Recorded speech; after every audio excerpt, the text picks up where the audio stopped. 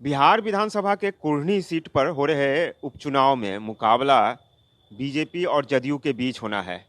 लेकिन वीआईपी और ओवैसी की पार्टी की एंट्री ने चुनाव को दिलचस्प बना दिया है। गोपालगंज में भी ओवैसी की पार्टी ने अल्पसंख्यक वोट का बड़ा हिस्सा अपने पक्ष में किया था। ऐसे वीआईपी ने गोपालगंज और मोकामा दोनों सीट से चुनाव नहीं लड़ा था और महागठबंधन को सपोर्ट किया था, लेकिन इस बार चुनाव मैदान में है। जदयू संसदीय बोर्ड के राष्ट्रीय अध्यक्ष उपेंद्र कुशवाहा का कहना है कि वीआईपी अलग पार्टी है, लेकिन गोपालगंज में जरूर एआईएमआईएम के उम्मीदवार के चुनाव लड़ने से वोटों का बिखराव हुआ था।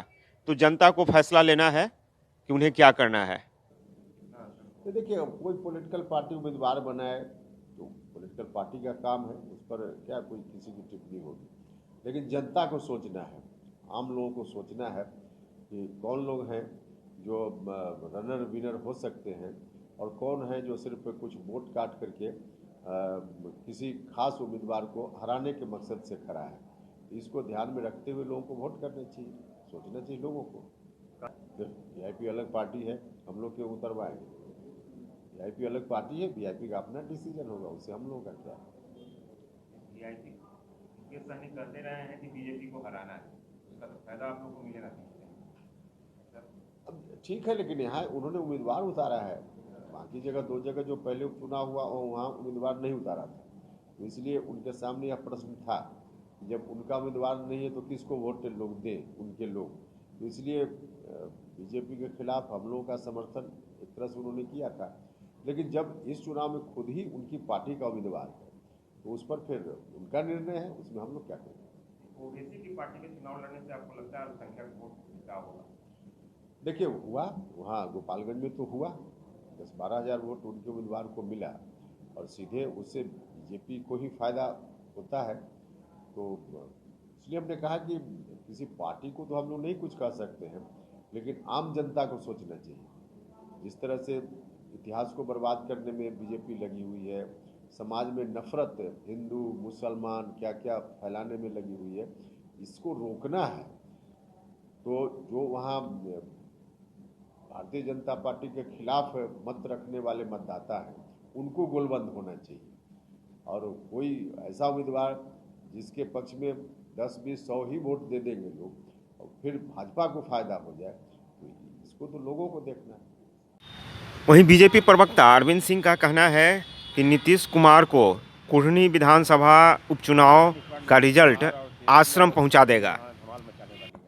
देखिए, इस बार माननीय मुख्यमंत्री जी का पूरा जो है बुढ़िया बिस्तर वहाँ से सिमट करके चला जाएगा आश्रम में। भारतीय जनता पार्टी प्रचंड बहुमत से वहाँ जीतेगी। मैं पहले कहता था तो लोगों को विश्वास नहीं होता था, मोकामा में हारते हारते बचे और सारे शक्ति लगाने के बाद गोपालगंज में साइज में आ गए और जो बचा खुचा है प्रतिष्ठा वो कुढ़नी में समाप्त हो जाएगी। कुढ़नी से एआईएमआईएम के चुनाव लड़ने पर आरजेडी बीजेपी पर निशाना साध रही है। आरजेडी प्रवक्ता शक्ति यादव का कहना है कि जिसके पास मुद्दा नहीं होता है, इन्हीं सब चीज़ों के सहारे रहता है, लेकिन बेस वोट बैंक पर कोई असर पड़ने वाला नहीं है। वहाँ की महान जनता लामबंद है महागठबंधन के पास। वोट का नुकसान होगा। हमने कहा ना कि किसी वोट का कोई नुकसान दूर दूर तक नहीं होने वाला है। अगर किसी को वहम है तो वहम निकालने, चूँकि जो लोग न रोजगार की बात करते हैं, न महंगाई की बात करते हैं, लाचारी बसी की बात नहीं करते हैं, नौकरी की बात नहीं करते हैं, अग्निवीर थोपते हैं, वो लोग तो इसी का सहारा लेंगे ना। उनके पास तो कोई एजेंडा है नहीं। इसलिए कुढ़नी की जनता या देश की जनता इतना बेवकूफ़ नहीं ना है। किसी को हर कोई प्रत्याशी खड़ा होता है 5,000, 4,000, 2,000, 10,000 काटता ही रहता है।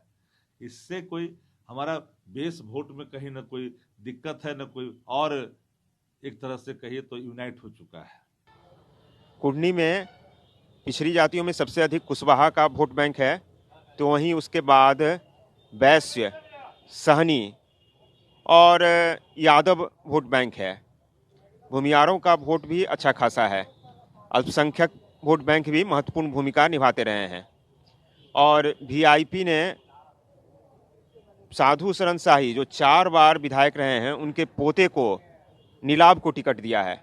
नीलाभ ने जीत का दावा किया है। नीलाभ को उम्मीद है कि सहनी वोट बैंक के साथ उनका जो भूमिहार वोट बैंक है वह भी मिलेगा।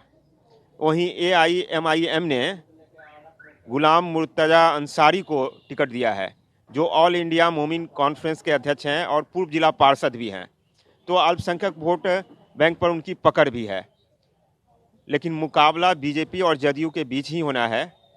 लेकिन दोनों पार्टियों के आने से लड़ाई जो है वह दिलचस्प बन गया। अविनाश, ETV भारत, पटना।